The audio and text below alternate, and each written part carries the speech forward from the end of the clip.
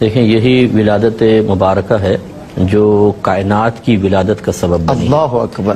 اگر رحمت کونین صلی اللہ علیہ وسلم کو اللہ تبارک و تعالیٰ کی طرف سے ظاہر کرنے کا قصد و ارادہ نہ ہوتا تو نہ آپ یہاں بیٹھے ہوتے نہ ہمارا وجود ہوتا۔ اللہ اکبر۔ یہ تمام کائنات کے وجود کا ایک سبب تھا، اللہ تعالیٰ نے آپ کے وسیلے سے تمام چیزیں پیدا فرمائی، اور جب یہ نور یقینی سی بات ہے جو وجود کائنات کا سبب ہے، جب وہ سبب اس کائنات میں آنے لگا تو لازم بات ہے اس کائنات کو سجایا گیا۔ کیا بات۔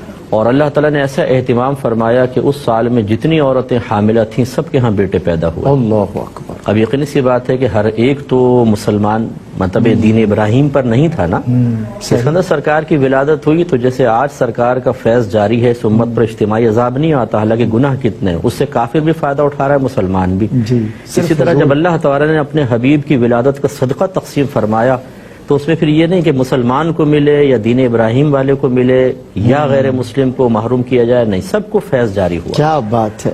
اور وہ بڑا قحط کا سال تھا، اس سال بہت زیادہ فصلیں ہوئیں اور اتنا جانوروں نے چرا کہ لکھا ہے مورخین نے کہ گمان ہوتا تھا کہ شاید ان کے پیٹ پھٹ جائیں گے چربی کی کثرت کی بنا پر۔ اللہ اکبر۔ اور پھر جیسے حور و غلمان کو غلامی کا فرمایا گیا، ایک دوسرے کو مبارک، ہر جانور ایک دوسرے کو مبارکباد دیتا تھا، کیا بات۔ فرشتے آپس میں مل کر مبارکباد دیتے۔ واہ۔ تو یہ جو مبارکباد دینا ہے ولادت کی، خصوصی طور پر ربیع الاول میں مسلمانوں کا ایک اہل محبت کا جو ایک بڑا حصہ ہے وہ اس طریقے کو اختیار کیے ہوئے، یہ کوئی نیا طریقہ نہیں ہے، یہ کوئی مطلب اس کو میں بدعت حسنہ بھی نہیں کہوں گا، کیونکہ بدعت میں نئی چیز کا وجود ہوتا ہے، اگرچہ وہ موافق شرع ہوتا ہے۔ یہ تو عین اللہ تبارک و تعالیٰ کی ایک آپ سنت الہیہ کہیں تب بھی تعجب نہیں ہے، ٹھیک ہے، کیونکہ اللہ تبارک جب فرشتہ کلام کرتا ہے نا تو لکھا ہوتا ہے اللہ فرمائے گا، تو اللہ تعالیٰ تو نہیں فرماتا، تو فرشتہ ایک منادی ہوگا جو فرشتہ کہے گا، اس کو اللہ اپنے طرف منسوب کرتا ہے، تو گویا کہ یہ تمام مبارک بادیں دے رہی تھی اللہ کے حکم سے تھے،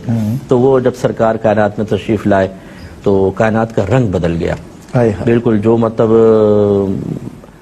نئی حکومت آئی تو پچھلی حکومت چلی گئی، نیا پاکستان کے جیسے ہمارے ذہن میں ایک وجود تصور ہم قائم کرتے ہیں، وہ نئی کائنات ہوئی، نئی حکومت آئی، نیا نظام آیا، اور نبی کریم صلی اللہ علیہ وسلم کی ولادت پاک کی وجہ سے پھر آپ کی والدہ ماجدہ طیبہ طاہرہ بی بی آمنہ رضی اللہ تعالی عنہا نے جو عجائبات دیکھے ہیں، اور اس سے ظاہر ہوتا ہے کہ وہ معاذ اللہ دیکھیں بعض اوقات بعض دلائل ظاہرہ سے کچھ لوگوں نے ثابت کرنے کی کوشش کی کہ آپ کے آبا و اجداد جو ہیں وہ مطلب مسلمان نہیں تھے۔